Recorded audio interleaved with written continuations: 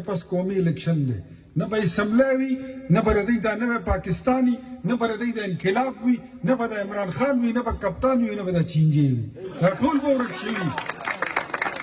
زمونږ حکومت را روان دی زمونږ د شنې جنډې حکومت را روان دی په دې صوبه کې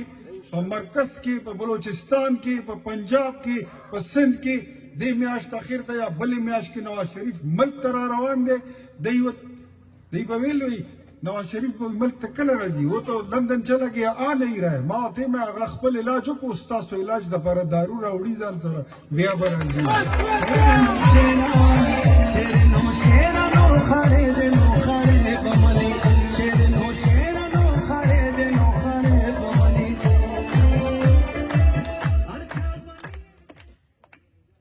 تاسو ولیدل په دې ګرمای کې چې موږ د خلکو له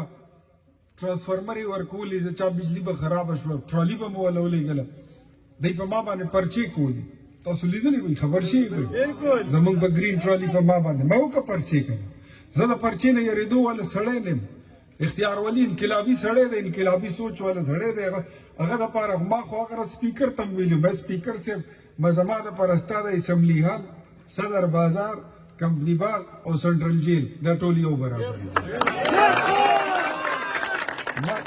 وکړه پرچه که نه ما خو که جیل ته لاړم لږ به ارام وکړو دلته خو موږ یو ورځ چوټي نه کوو زموږ خو نه د اختر چوټي شته نه د جمعې چوټي شته نه مو د هفتې شته نه مو د اتوار شته هره ورځ چې کوم دی خپل کار کوو د خلکو خدمت موږ په دې پوهېږو چې یاره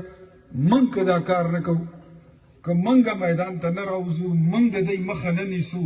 نو سبا به د دې ملک د دې کلي د دې نوښار د دې علاقې د دې صوبې د دې حاکم به همداسې خلک وي لکه پرویز خټک چې دی لکه د ده دا یاران چې وي د دې خلکو مخه نیول ضروري دي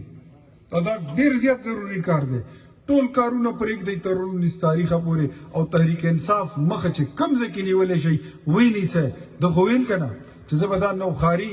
دا ټول به زه دې سیند ته غورځوم انشاءالله که خیري په ضمني الیکشن کې خو مو دله یو داسې ګزار مو درکړی چې تر اوسه پورې په کونټرک ګرځي خو چې په 19 ته لکم ګزار درکو که نه بیا په ډانګورو ګرځي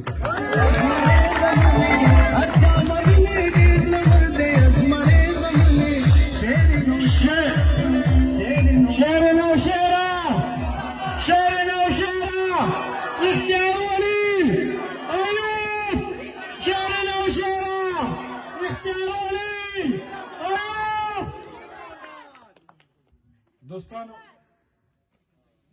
یخني خو هم ډېره شي تاسو د کور